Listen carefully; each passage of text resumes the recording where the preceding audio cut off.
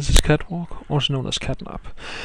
I'll be recording my attempt at beating a Terror from the Deep campaign with a bunch of modifications and rules for your viewing pleasure. Hope you'll enjoy the show. If you want to comment on my progress, you're welcome to do so in the thread on the Strategy Core forum that I link to under more info at the right. I might rebalance the rules as I go along, so you should also feel free to chip in with observations and suggestions about that. And I'll start out with showing you the rules. Sorry. Here they are. First of all, it's Ironman rules. No reloading.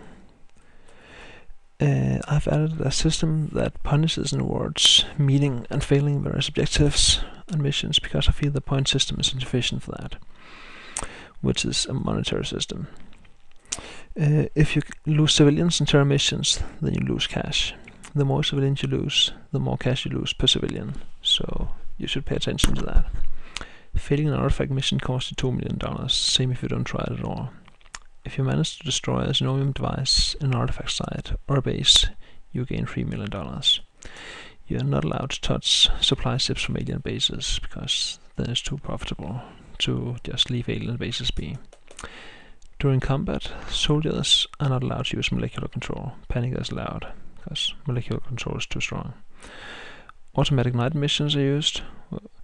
If you can't see an alien, then you're only allowed to use aim shots on it. That's to rebalance scout sniper tactics, because that's too powerful. And I've also nerfed aim shots across the board. There are time limitations on scout missions.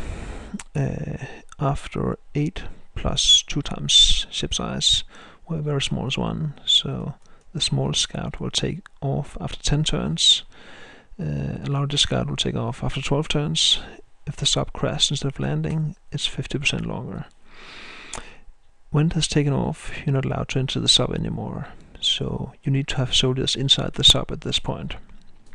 If you have none, you must abort the mission, and if you lose all soldiers inside the sub, you must also abort the mission. On alien base and artifact missions, you only have the first 5 turns to abort the level, so you better make up your mind fast about whether or not you want to complete the mission. On the second level of base and artifact missions, you only have 20 turns to destroy the Xenomium device, so after that you have to return, and you have to abort after 30 turns, regardless of whether or not your soldiers are in the exit zone. So you're under time pressure there as well. A few grenade rules here. You are not allowed to pre-prime your grenades as usual. If the primer expires, then you have to drop it, then you'll probably blow up. And you're only allowed to use odd primers, so the aliens get to move before the grenades blow up, so it may be more difficult to hit the aliens. A grenade may only be tossed once per turn, so you're not allowed to use grenade-related tactics as usual. A weapon may only be fired once per round. This gives you an incentive to wield 2 weapons, so you can fire twice per round, like 2 pistols. Time unit cost of all weapons has also been lowered to allow you to move around more and still shoot. Hydrojet cannons are exempt from this limitation with their snap mode. Some armor changes here, some improved, some weakened. I didn't want the flying armor to be too strong.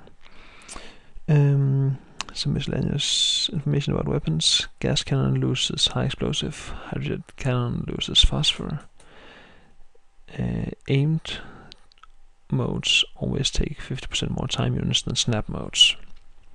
Then it's easier to balance when I know there's that proportion. Aimed accuracy is nerfed everywhere, especially pistols. They're quite useless for aimed mode, so you need them for skirmishes.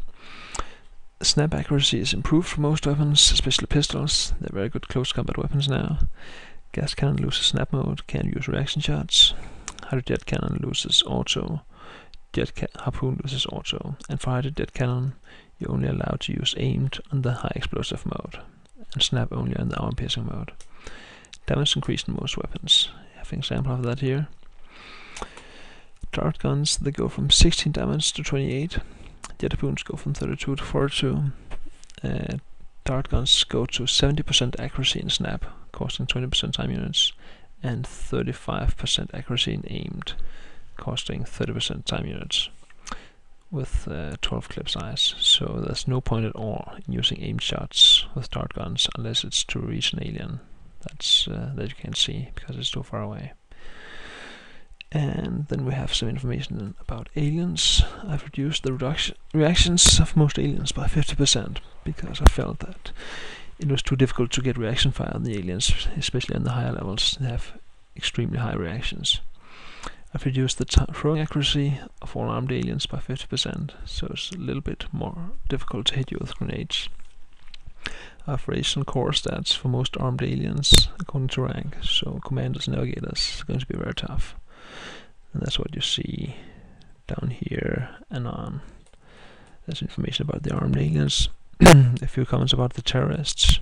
I've boosted the hallucinoids, more time units. I've boosted the calcinides with more armor all around.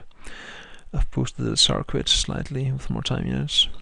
I've boosted the deep ones with time units, health and reactions. I've nerfed the tentaculate with fewer time units, low MC strength, and very poor reactions. So now it's a viable tactic to use reaction fire against tentaculates. Biodrones, slightly better armor. Trazine, better armor against explosives, and low armor elsewhere. And then we have some economy changes. Base cost of soldiers goes up, and when you recruit soldiers, the more soldiers you have recruited already, the more you are subjected to a sorting mechanism. For the first 10 soldiers, no special rules. For the next 20 soldiers, after that, you may only keep 10. For the next 30 soldiers, after that, after those 20, you may also only keep 10. So here you get to keep every second. Here you get to keep every third. So effectively the cost of soldiers goes up, but the quality also goes up. You need to keep track of how many soldiers you have. Same for scientists. Base cost 20,000. We only recruit 20 at a time. Takes 6 days to arrive. And for each 10 scientists you recruit, you must recruit an extra 5 next time. So you start out recruiting 10, then you recruit 15 in SAC 5, then you recruit 20 in SAC 10, and so on. So cost of scientists goes up. Technicians up to 80,000. And equipment. Standard equipment has a sale price of 0. You can't resell it, so you need to make sure you need it. And prices have gone up by a factor of 4 times as expensive. So that's a big factor in your economy earlier on. The value of alien weapons is cut in half. Other various rules: alternative base with better layout, alternate research, where you get research help from aliens but also face 10 times as long research projects initially. And this rule is a bit complicated. You're not allowed to use all your scientists, all your technicians. If you have one laboratory, then you are allowed to use 1 divided by 4 of your scientists, so every 4th scientist. If you have 1 laboratory, if you have 2, it's 2 out of 5. Various changes for the subs here. Barracuda is faster, Manta is faster, Triton is way slower. Barracuda's only got 1 launcher, but can carry 6 men now. Leviathan, slower, only 12 men. Hammerhead, 16 men. Some changes for the craft weapons here. You can review them yourself if you want to. I've added some stats, some analysis for all the weapons here, so you can compare them. I might adjust these as I go along because they don't seem to be balanced at the moment. So yeah, that's the summary of the rules. Let's get on with the game.